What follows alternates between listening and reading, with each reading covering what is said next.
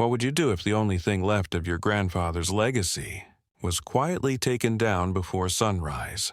What if the system expected you just 15 years old to stay quiet, to bow your head, follow the rules, and forget where you came from? But what if you didn't? What if you walked into a courtroom alone and dared to teach the law to the very people meant to enforce it? This isn't a story about shouting. It's about stillness, about one boy, one statue, and a silence so powerful it made a judge tremble. And what happens next? You'll want to stay with me until the very end to find out. And hey, if you believe stories like this need to be heard, don't forget to hit that subscribe button and turn on the bell icon so you never miss another voice that refuses to be silenced. At just 15, Noah Briggs stood outside courtroom 2A, staring at the heavy oak doors like they held back more than just a legal proceeding. To most people, it was just another Tuesday.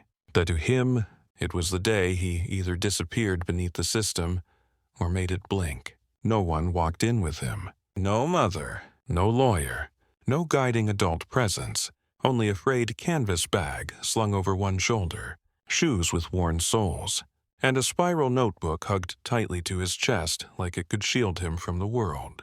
When he pushed the door open, the chatter inside dipped, just slightly, just enough for everyone to notice him before pretending they didn't. He walked forward slowly, like he was stepping into a room that wasn't meant for him, but he was too stubborn to stay out of. The judge was already seated. Marion Klein, 65, white, a face carved from courtroom ceilings and time-worn rulings. She'd presided over juvenile court in West Bell County, Arkansas, for more than 2 decades. She glanced at Noah the same way someone might glance at a gum wrapper left on marble flooring. A quiet inconvenience. Noah Briggs. Case number 184B. State of Arkansas versus Briggs. The clerk called out. He stepped forward. "Present," he said. His voice wasn't loud, but it was steady. Judge Klein adjusted her glasses and frowned. "Where's your legal representative?" "Mr. Briggs." "I don't have one." "Your Honor." Her brow lifted. "Why not?" "I requested a public defender." No one followed up. "That's quite a claim," she said. "You're telling me the system failed you." "I'm not telling you anything that can't be proven," he answered calmly. From the prosecution's table, Assistant DA Howard Dent straightened his tie and stood, his posture stiff with bureaucratic confidence. "Your Honor," he began, "the state is ready to proceed. The defendant is charged with disruption of public education, trespassing, and incitement after leading a group of students to occupy the central atrium of Lexington Academy. He refused to vacate even after repeated directives from staff and law enforcement." Klein nodded. "And what exactly was the protest about?" Dent didn't even glance at Noah. "A statue," he said. The school removed a bronze sculpture of civil rights pioneer Isaiah Briggs, his grandfather, a decision made by the school board due to vandalism concerns. The protest was unauthorized. Students blocked hallways, chanted slogans, and refused dispersal orders. Another pause. Another murmur rippling through the room. Klein's gaze returned to Noah. "Is that true?"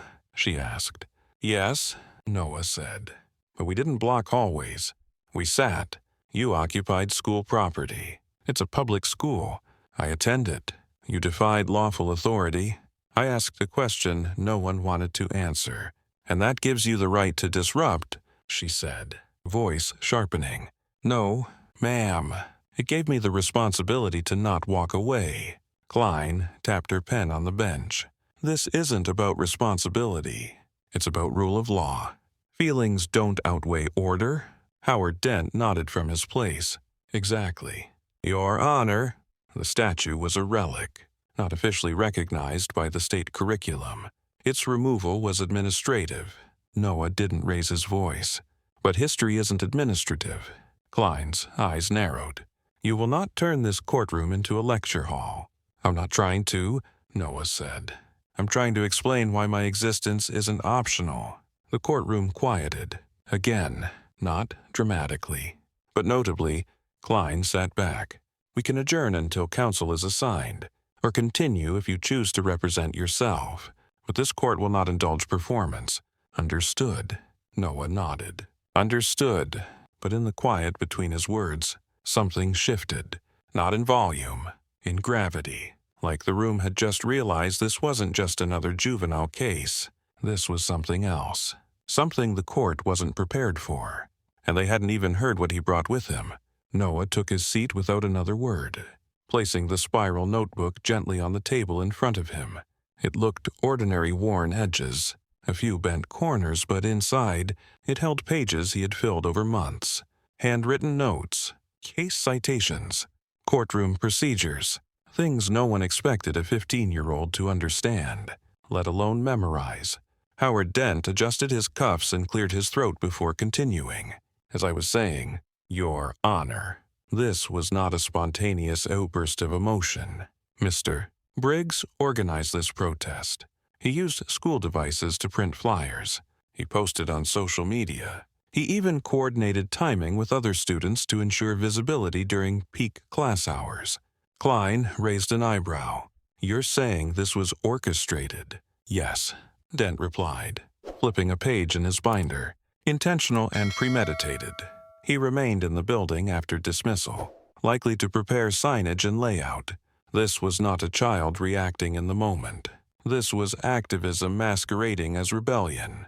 Noah watched quietly. He didn't flinch. He'd heard it all before. The language of control was always dressed in terms like order, disruption, accountability. But it wasn't about rules. It was about comfort specifically. The comfort of people who didn't like being reminded that their version of history was incomplete. Klein nodded again, slowly this time. And what was inscribed on the statue? She asked. Dent glanced down at a paper, then read aloud. Isaiah Briggs, defender of dignity, builder of law, the man who taught courage without fists. A hush crept across the courtroom. Just for a second. Just long enough for everyone to realize how carefully those words had been erased when the statue disappeared. Klein looked over her glasses. Mr. Briggs, why did you feel the need to protest the statue's removal? Noah took a breath. Because they didn't just remove a statue, he said quietly. They erased a story. My story. Our story. You could have written a letter, she offered. I did, he replied. No one answered. Could have spoken to the principal. I did that too. He said it wasn't his call. So you staged a sit-in? I sat in silence and refused to leave when asked. I refused to pretend I wasn't affected. Klein didn't reply, not immediately. She flipped through her notes, her pen tapping lightly against the bench. Something in her eyes shifted. Not empathy, just awareness. A flicker that suggested she was beginning to see this wasn't about disobedience. It was about disappearance. Dent interjected again. With all due respect, Your Honor, this is not a therapy session. The facts are clear. Mr. Briggs disrupted school operations, violated campus policies, and refused lawful directives. He turned to Noah now, his gaze cool, rehearsed, whatever personal meaning this statue had. It doesn't override process. Schools are not museums, and grief does not excuse disruption. Noah didn't look away, but silence enables erasure, he said. And if we keep letting people delete what they're uncomfortable with, then soon the only history left is the one that never challenged anyone. That line landed. A teacher in the back row shifted in their seat. A courtroom artist paused mid-stroke. Even Klein sat still for a heartbeat longer than necessary. She leaned forward. Mr. Briggs, this court will consider your intent, but make no mistake, this isn't about interpretation. It's about law. I understand, Noah said, but his voice held something else too. Resolve. He hadn't come to reinterpret the system. He had come to reveal it, and soon. Everyone in that room would have to decide whether they were watching a child break rules or watching a system break a child. The judge's bench loomed above Noah like a mountain sculpted by generations of decisions handed down with the weight of tradition. Yet, even as she spoke with authority, Judge Klein couldn't help but notice the way the boy sat upright. but not tense. Alert, but not afraid. She'd seen hundreds of defendants in this courtroom. Most shifted nervously, avoided eye contact, or wore false bravado like armor. But Noah, he sat like someone who had trained for this moment not in a courtroom, but in life. "Mr. Briggs," she said after a pause, "we're not here to relitigate history. The issue is whether your actions violated school and civil ordinances. I understand that, Your Honor," he said. "Then why bring emotion into it?" Noah met her gaze. "Because ignoring emotion is how injustice hides in plain sight." For a moment, there was only the sound of a ceiling vent humming softly overhead. Then Howard Dent broke the silence. "Your Honor, if we're going to allow poetic philosophizing, I may as well recite the Bill of Rights and call it a day." Klein sighed but didn't reprimand him. Noah calmly turned toward the prosecutor. "Actually, if you did, that might be the first time anyone in this building heard it out loud today." A murmur rolled through the gallery, quick, hushed. Dent's jaw tightened. "This is exactly the type of behavior that proves our point," Dent said. "This young man believes the courtroom is a debate stage. He's clever, certainly, but that doesn't excuse criminal trespass." "Did I damage anything?" Noah asked. Dent didn't respond. "Did I threaten anyone?" Still no answer. I sat, quietly. I held a sign. "The only thing I challenged was a decision made without our voice." "That's not the point," Dent snapped. "Then what is?" Noah pressed. "Is the point that I didn't get permission to grieve, or that I refused to do it quietly?" Klein held up a hand. "Enough," she said. The room went still again. But in that quiet, a few things became clear not just to Noah, but to everyone watching. This wasn't about property damage or policy. It was about who gets to tell the story and who gets punished for remembering it. Judge Klein flipped open the folder on her desk again. Inside were typed statements, security footage steals, and one glossy image that made her pause. A photograph of the statue, Isaiah Briggs, cast in bronze, arm outstretched toward a circle of children, his expression kind, firm. Beneath the statue had once been etched, "Courage isn't taught, it's inherited." The photo was time-stamped from 6 months prior. The statue had stood for over a decade, installed quietly by the local alumni group, never formally acknowledged by the district, never added to textbooks but never vandalized either, until last fall, when it was painted over, then removed entirely, quietly, efficiently. "Mr. Briggs," Klein said, her voice lower now. "You said this statue was more than just art to you." He nodded. "It was a reminder," Noah said, "of where I come from, of what we've endured, of the man who helped build a legal aid center in this county when no one else would. The same man whose name the school district couldn't even bother to say during Black History Month." A teacher in the audience lowered her head. Judge Klein folded her hands, resting them on the bench. "Still," she said, "you understand that peaceful or not, you defied direct orders to leave campus." "I understand," Noah replied. Steady, but sometimes rules protect comfort, not justice. That sentence lingered like a fog that refused to lift. Dent slammed a folder shut. "This is absurd." Noah leaned forward slightly. "Is it absurd to ask why my grandfather's legacy was removed without notice, or why students weren't consulted, or why the only people punished for caring are the ones who look like me?" The air tightened, because now it wasn't just about one boy and one statue. It was about a system allergic to confrontation, addicted to silence, and Noah had broken both. Noah sat quietly as the prosecution rifled through their papers again, but his mind wasn't in that courtroom anymore. Not fully. It was somewhere else. Back to a narrow apartment with peeling paint and a sagging couch. Back to a night when the wind howled against cracked windows and a voice deep, calm, resolute, cut through the noise of the world outside. His grandfather's voice. Noah had been 9 the first time he stayed up past midnight just to hear it. Isaiah Briggs never read him fairy tales. He read depositions, case briefs, court opinions with names like Brown v. Board and Gideon Wainwright. Law ain't about fancy words. Isaiah would say, it's about who gets heard and who gets silenced. Noah remembered how his grandfather's fingers traced each line like they were scripture. He made the law feel alive like a language meant to defend, not just punish. And then one night, when the boy asked, "Why does it always feel like the law doesn't work for us?" Isaiah had gone still. "Because it wasn't built for us," he said. "But that don't mean we can't learn how to speak its language." That was the night the studying really began. Not school assignments, not test prep, but survival. Isaiah taught Noah how to break down rulings, how to spot holes in arguments, how to understand not just what the law said but what it meant. And now, years later, that voice echoed in Noah's chest as Judge Klein scanned the court documents. Dent had moved on to logistical violations, now school policy, district protocols. He flipped through them with the cold efficiency of someone who believed rules mattered more than reason.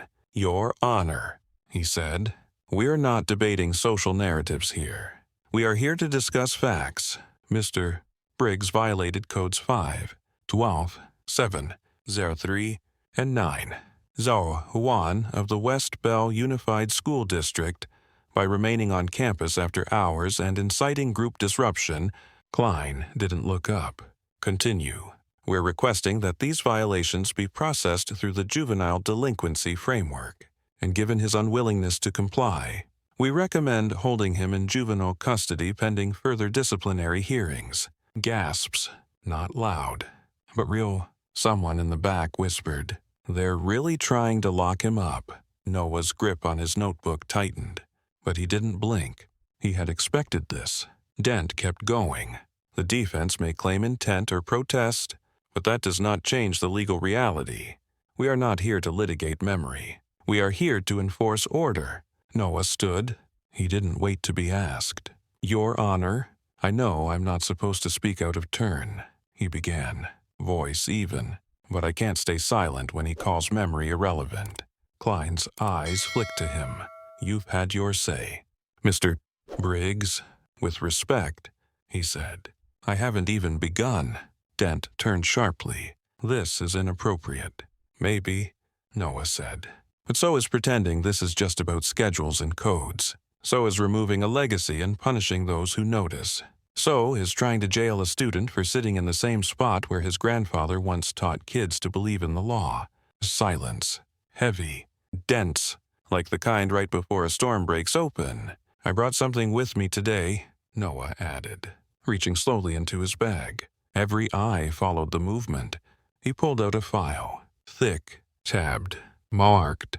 He placed it carefully on the defense table, right next to his spiral notebook. "What is that?"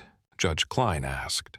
"Documentation," Noah replied. "Board meeting minutes, witness statements, photos, and the exact school code that says a memorial display, if publicly donated and maintained, requires public notice before removal." Dent stepped forward. "He's a minor. He can't submit evidence." Noah looked at him calmly. "I'm not submitting. I'm preserving, because even if this court won't hear me, someone will." The moment shifted. Klein didn't say a word. She didn't have to, because for the first time in that courtroom, the question wasn't whether Noah had broken the rules. It was whether the rules had broken the truth. Judge Klein stared at the folder on the table in front of Noah. She didn't reach for it. Not yet. But something about the way the boy placed it there, methodical, deliberate, unshaken, made her hand twitch just slightly, like it remembered a time when truth wasn't so inconvenient. Across the room, Howard Dent scoffed, then turned to the judge. "Your Honor, this is theatrics. This file, if it contains anything at all, has not been reviewed, vetted, or authenticated. We shouldn't even dignify it." Noah looked up. "I didn't ask for it to be dignified," he said. "I asked for it to be acknowledged." Klein said nothing. Dent, exasperated, stepped forward again. This boy is manipulating sympathy. He's crafting a narrative so the court forgets the facts. Noah met him squarely. Facts like the school board meeting where only 3 members voted to remove the statue without any record of community input. That's in there. So is the email from the principal admitting he was told not to notify students. He paused. Tell me, Mr. Dent, do those facts count? For once, Dent didn't reply. Judge Klein broke the silence. You compiled all of this yourself? Noah nodded. Over 3 months. I started the night after the statue disappeared. And you believe this material changes the nature of your actions? I believe it changes the understanding of them, Noah said. Because context matters, intent matters, and history isn't irrelevant just because someone in power finds it inconvenient. Klein leaned back in her chair. There was something unreadable in her expression. Not approval, not defiance, recognition. Perhaps the courtroom, which had moments ago felt like a ceremony, now felt like a conversation that no one expected to happen. And in that moment, something else happened too. A woman in the back row, older, black, with streaks of gray pulled into a bun, stood up slowly. I apologize. Your Honor, she said, her voice trembling. But I was one of Isaiah Briggs's students. He used to teach us how to read the Constitution line by line every Friday. That statue meant something to us. Klein raised her hand. This is not the time for... I know, the woman interrupted gently. It's never the time. That's what we've been told our whole lives. But I just need you to know, the boy didn't act out of defiance. He acted out of duty. She sat down. The room stilled again, this time with reverence. Klein tapped her pen on the bench, slower this time, then turned to Noah. Mr. Briggs, she said, are you prepared to represent your position further? Not emotionally, but legally. Noah didn't hesitate. Yes, Your Honor. Dent let out a frustrated breath. This is unprecedented. Klein glanced at him without turning her head. So is a 15-year-old presenting more due process than half the counsel I've seen this year. It wasn't praise. It was a challenge. Proceed, she said. Noah stood. He took a breath not to steady himself, but to step into who he had been preparing to become. For the record, he began. My name is Noah Briggs. I am 15 years old. I am not a licensed attorney. I'm not here to perform. I'm here because silence didn't work. He paused. My actions were intentional, but not criminal. They were civil, rooted in protest, protected under the First Amendment. I have reviewed Tinker Vert de Moine, 1969, where students wore black armbands to protest a war and were suspended. The Supreme Court ruled that students do not, quote, shed their constitutional rights at the schoolhouse gate. A rustle of paper echoed as court reporters scribbled quickly. I acted peacefully. I remained silent, and I used my body as presence, not as a threat. That makes this a case of expression, not disruption. Dent started to object. Noah turned to him. You mentioned codes, Mr. Dent. So let's talk about them. School Code 7. Rule 3 defines disruption as behavior that significantly interferes with the educational process. But multiple teachers testified quietly. I admit the classes weren't halted. Students sat with me. There were no chants, no shouting, just stillness. He took one more step forward. And Code 9, Rule 1, regarding unauthorized presence after hours, does not apply when a student is on school property for educational or memorial purposes, especially when that student is not removed by school officials but by police at the direction of external administration. Klein's gaze hadn't moved. Her fingers now rested on the gavel, but they didn't tighten. They relaxed. Noah placed one hand gently on the folder beside him. I'm not asking to be declared right, he said. I'm asking to be heard. For a long moment, Judge Klein didn't speak. The silence that filled the courtroom wasn't uncomfortable. It was reverent, like something sacred had just been said, and no one quite knew how to move afterward. Noah stood still. His hands rested calmly at his sides. He wasn't performing. He wasn't arguing. He was revealing, and that made it impossible to ignore him. Judge Klein finally leaned forward, resting her elbows on the bench. Mr. Briggs, she said slowly, you're not wrong to invoke Tinker, but the court must also consider whether your conduct, regardless of intent, caused disruption that jeopardized student safety or school function. Noah nodded. That's fair, Your Honor. But the footage will show no exits were blocked, no classes were canceled, no faculty were endangered. And there's one more case I'd like to cite if I may. Klein gestured for him to continue. West Virginia State Board of Education, Barnett, Noah said, his voice clear but soft. Not in 1043. The court ruled that students could not be forced to salute the flag or recite the pledge because the First Amendment protects not only what we say, but our right not to say anything at all. He turned slightly, facing the room, not just the bench. I didn't scream. I didn't vandalize. I didn't even argue. I sat peacefully, in front of an empty pedestal where my grandfather's legacy once stood, and for that, I was dragged out like a criminal. The room was still again, but this time, even the prosecutor didn't move, because the truth wasn't just being spoken, it was being felt. Noah looked back at the judge. This isn't about a sit-in, he said. It's about the system's discomfort with being reminded who gets remembered and who gets erased. Klein's jaw tightened, but not from anger, from recognition, from the feeling of a mirror being held up, and knowing what it reflects won't be flattering. Howard Dent finally stirred, his voice quiet but pointed. Your Honor, he said, we're still dealing with a juvenile who refused to follow authority. His arguments, wow, eloquent, don't change the underlying facts.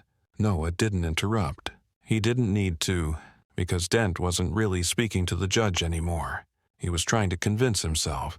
Klein folded her hands again. Mr.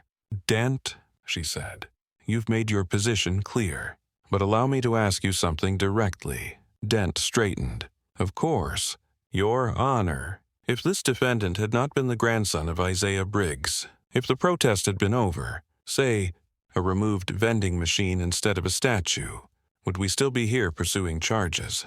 Dent hesitated. That's hypothetical, he said. Klein didn't blink. Answer the question. He exhaled. We likely would have issued a citation, at most. The courtroom shifted. Not a sound, but an awareness. Everyone felt it. Double standards never shout. They whisper in unequal consequences. Noah remained silent, but his eyes said everything. Judge Klein turned back to him. Her voice dropped to something quieter, something that wasn't quite stern, but wasn't soft either. I've presided over this bench for 23 years, she said. I've seen boys try to talk their way out of punishment before. You're the first I've seen try to talk his way into accountability. I'm not trying to escape the consequences, Noah said. I'm trying to reveal them. She looked at him hard for a long moment, and then something subtle, almost imperceptible, shifted behind her eyes. She reached down, picked up the folder Noah had brought, and opened it. Howard Dent took a half-step forward, but said nothing. Noah said nothing either. The room held its breath, because that was the moment, not when a boy stood up, but when the bench finally listened. By the time Judge Klein finished flipping through the contents of Noah's folder, something had changed in her posture. She didn't sit taller. She sat heavier. Like the weight of what she was reading didn't just settle in her mind, but in her conscience.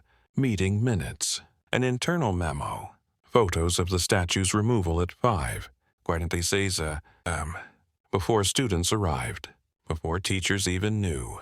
And a letter, typed, unsigned, from a district official warning that leaving the statue up during Black History Month may invite unnecessary controversy. That line hung in the air like a bruise no one wanted to name. Klein set the file down slowly. She didn't look at Noah. She didn't look at Dent. She just stared at the desk in front of her like it was no longer a bench, but a mirror, and the room stayed quiet, until the world outside found out. The first ripple came from the local reporter seated in the second row. She had been scribbling furiously since Noah opened his mouth. But when she stepped out of the courtroom during recess and opened her phone, her hands trembled. The headline she wrote was simple. 15-year-old defends civil rights legacy in courtroom alone. It was picked up within hours, shared, then reshared. then retweeted by someone with 3 million followers. And just like that, the story was no longer local. It was viral. By sunset, video clips from inside the courtroom leaked by someone who hadn't planned to film but couldn't look away began circulating online. Noah's line echoed across social platforms, stitched into TikToks, added to Reels, turned into posters. I'm not asking to be declared right. I'm asking to be heard. And people heard. Former students of Isaiah Briggs flooded comment sections. One wrote, "He saved me from dropping out. That statue was our reminder that we mattered." Another, "My kid asked me tonight who Isaiah Briggs was. I told her, a man whose grandson just made America remember." Local teachers anonymously confirmed the protest had been non-disruptive. Civil rights attorneys began reaching out offering pro bono counsel. Celebrities reposted the story, tagging Justice for Noah. And one quiet post from an unknown user simply read, "I used to believe silence was safer. Noah Briggs taught me silence can be erasure." Back inside the courtroom, Noah remained unaware of the storm he'd ignited outside. He sat with his hands folded, still as ever. Klein hadn't issued a ruling. Not yet. She had called for a brief recess to review the evidence further. Howard Dent stood stiff near the prosecution's desk, jaw clenched. He scrolled through his phone, his screen lighting up with headlines that made his ears burn. Noah hadn't broken the law. He'd broken the illusion. The illusion that systems couldn't be challenged from within. The illusion that a teenager's voice could be drowned out with policy. The illusion that the courtroom was a place where only adults mattered. As Klein returned to the bench, she didn't bring a gavel in hand. She brought something else. A look, not softened, but sobered. The kind of look a person gets when they realize they've spent too many years getting something deeply wrong. "Court will reconvene," she said. Her voice was quieter now, measured, even respectful. And for the first time that day, everyone, lawyers, journalists, even the bailiff, leaned forward. Because they sensed what was coming next wasn't just a verdict. It was a reckoning. Judge Klein adjusted her microphone. But when she spoke, her voice didn't come from a bench of superiority. It came from somewhere deeper. "I've read the documents," she said. "I've reviewed the footage, and I've revisited the legal precedent Mr. Briggs cited." She paused, not to gather her thoughts, to let the weight of what came next settle. This court recognizes that the protest conducted by the defendant was peaceful, deliberate, and in accordance with Tinker v. Des Moines constitutionally protected. A hum passed through the room. It wasn't surprise. It was relief, recognition, validation. But she wasn't finished.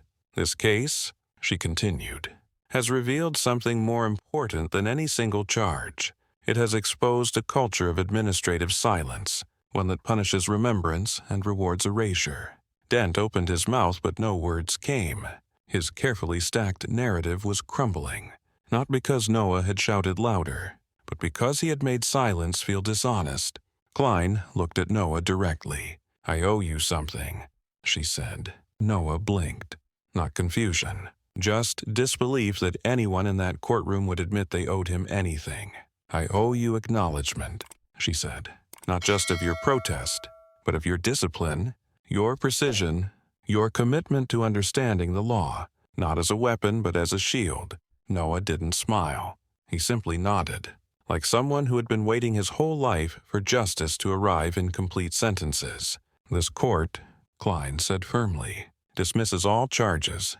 The record shall be sealed. The protest deemed constitutionally valid." And just like that, it was done. The judge tapped her pen lightly. Not a gavel, not a declaration of control, just punctuation. Noah sat down slowly. The silence that followed wasn't heavy anymore. It was reverent. Then, a whisper barely audible from somewhere in the back. "That boy changed everything. And in many ways, he had." Outside the courthouse, the steps were filled, not with chants, not with chaos, but with presence. Dozens of community members stood quietly, holding signs that didn't scream but said everything. History is not optional. We remember Isaiah Briggs, "Protect our protest." And when Noah exited the building, the crowd didn't erupt in noise. They just stood taller, because sometimes the loudest protest isn't shouted, it's witnessed. Back inside, Howard Dent stood in the empty courtroom, still staring at the defense table like something had been stolen from him. But it hadn't. It had just been reclaimed. Judge Klein sat alone in her chambers that evening. She didn't remove her robe right away. She just sat with the folder Noah had submitted still open, still annotated. Inside it, she found something she hadn't noticed before, a single handwritten note taped to the back page. Written in neat, steady handwriting. It read, "Don't fight the law. Understand it. And make sure it understands you." Underneath, one name, Isaiah Briggs. Klein closed the folder, and for the first time in 23 years on the bench, she felt not authority but accountability. The day after the verdict, Noah Briggs woke up before the sun, not to check social media, not to read headlines, but because that's what he always did. The world might have changed, but his mornings hadn't. He slid on his shoes, grabbed his backpack, and stepped outside. The air was crisp, the kind that makes you feel like something new is possible. He biked down the familiar streets, past the closed corner store, past the rusted bus stop, past the place where the statue used to stand. Except now, something was different. It wasn't just back, it had evolved. Where once stood a single bronze figure, Isaiah Briggs, arm outstretched, there were now two. A new bronze panel had been added beside the old one. One showed Isaiah, mid-lecture, pointing toward a chalkboard etched with the words, "Outthink the system." The other showed Noah, not angry, not shouting, just standing, in a courtroom, a small file folder in one hand, the other hand resting calmly on the table, his chin slightly raised, not in defiance, but in clarity. Someone had captured him exactly as he had been that day, grounded, unshakable. It wasn't a tribute. It was a continuation, a reminder that legacies don't fade. They pass forward. Elsewhere, changes followed. Judge Klein announced her retirement not with a press conference, but with a handwritten note taped to the courtroom door. It read, "For 23 years I demanded respect for the law. Now, I hope to spend what time I have left helping others understand it." She had accepted an offer to teach legal ethics at a local college. Not as a judge, not with a robe, just as a woman, ready to listen. Howard Dent didn't return to court the next week, or the week after. Whispers of an internal review swirled, of bias, of overcharging, of targeting students of color. The whispers got louder, and then he was gone. Noah didn't give interviews, didn't post victory speeches, didn't try to go viral. He simply went back to school, back to his routine. But something had shifted. The teachers looked at him differently, not with pity, or even admiration, but with respect.